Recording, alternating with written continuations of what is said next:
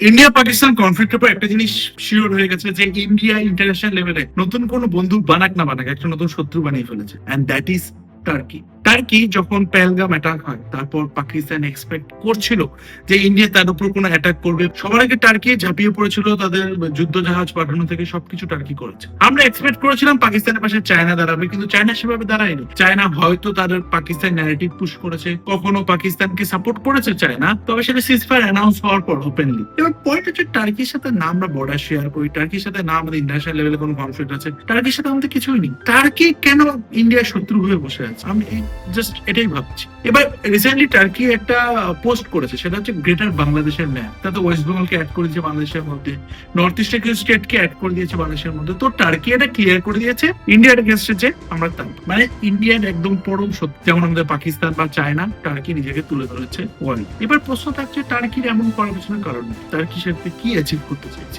এর জন্য বুঝতে হবে ওয়ার্ল্ড পলিটিক্স। টোটাল 57টি মুসলিম দেশ আছে, তাদের নিয়ে একটা সংস্থা আছে, সেটা হচ্ছে ওআইসি। পুরো মুসলিম প্রধান দেশগুলোকে লিড, এবং তাদের লিডার হিসেবে এতদিন ছিল সৌদি আরব। রিসেন্টলি দেখা যাচ্ছে সৌদি আরব একটা কালচারাল শিফটের মধ্যে দিয়ে যাচ্ছে। সৌদি নিজেকে অ্যাজ আ মুসলিম প্রধান দেশের লিডার হিসেবে ভাবার চেয়ে সৌদি বেশিরভাগ পোর্শনটা ওয়েস্ট ঘেঁষা হচ্ছে, যে ডোনাল্ড ট্রাম্প আসার পর তাদের সাথে অভ্যর্থনা এবং ডোনাল্ড ট্রাম্পের প্রতি তাদের ভালোবাসা থেকে বোঝা যাচ্ছে যে কতটা সে ওয়েস্ট ঘেঁষা হচ্ছে সৌদি। ইসরায়েলের সাথে সৌদির বন্ধুত্ব, কারণ গাজাকে নিয়ে সৌদি কোনো মুখ তেমন ভাবে খোলেনি, তেমনি সৌদি ইন্ডিয়ার সাথে ভালো সম্পর্ক। তো ওআইসির মধ্যে একটা ফাঁকা জায়গা তৈরি হচ্ছে, আর সেই জায়গাটা ক্যাপচার করতেই উদ্যত হচ্ছে টার্কির প্রেসিডেন্ট এরদোগান। বেসিক্যালি সে এখন চালাচ্ছে পুরোপুরি একটা ডিক্টেটরশিপ। ডিক্টেটরশিপ বলতে এরকম টাইপের ডিক্টেটরশিপ যে সে তার অপোজিশন লিডারকে অ্যারেস্ট করে রেখেছে, কোন রকম ইলেকশনকে অ্যাভয়েড করে যাচ্ছে, টার্কির ভেতর প্রোটেস্ট হলে সেটাকে ব্রুটালি দমিয়ে দিচ্ছে। তো সে বেসিক্যালি একটা ডিক্টেটরশিপ চালাচ্ছে। টার্কির ইকোনমি বরবাদ হয়ে যাচ্ছে, কিন্তু তার কোনো যায় আসে না, কারণ তার একটা স্বপ্ন আছে। তার স্বপ্নটা হলো এই ওআইসি বা মুসলিম প্রধান দেশগুলোর যে কমিটি, তার হেড হবো। আর টার্কি নেগেটিভটা তৈরি করার জন্য এরদোগান চাইছে সে আবার পুরনো সেই অটোমান এম্পায়ার, যেটা প্রথম বিশ্বযুদ্ধে নষ্ট হয়ে গেছিল, সেটাকে গড়ে তুলতে, এবং মুসলিম প্রধান দেশগুলোর ওআইসি যে জায়গাটা সৌদি আরব ফাঁকা ছেড়ে রেখেছে, সেই জায়গাটাকে দিয়ে ওআইসি কে লিড করতে, এবং এরদোগান হবে তার হেড। এটা হচ্ছে এরদোগানের স্বপ্ন। আর সেই স্বপ্নটাকে পূরণ করার জন্য এরদোগানের একটা খুব ভালো ন্যারেটিভ তৈরি করার জায়গা পেয়েছে পাকিস্তানের ফর এবং ইন্ডিয়ার এগেনস্টে।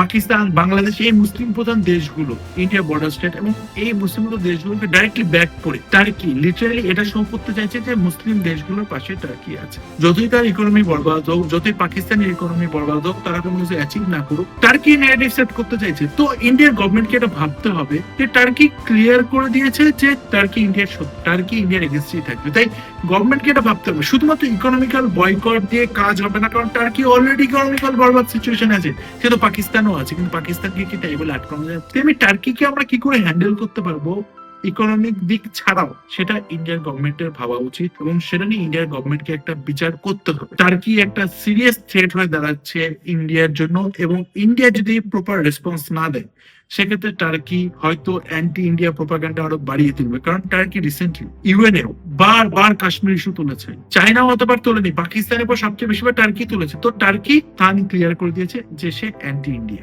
এবার প্রশ্ন থাকছে ইন্ডিয়া সেটাকে কি করে রেসপন্স করবে, সেটা দেখা। যাই হোক, আজকে ভিডিওতে এই পর্যন্তই। যা আপডেট আসবে পরবর্তীকালে অবশ্যই শেয়ার করবো। দেখা হবে নেক্সট ভিডিওতে। নমস্কার।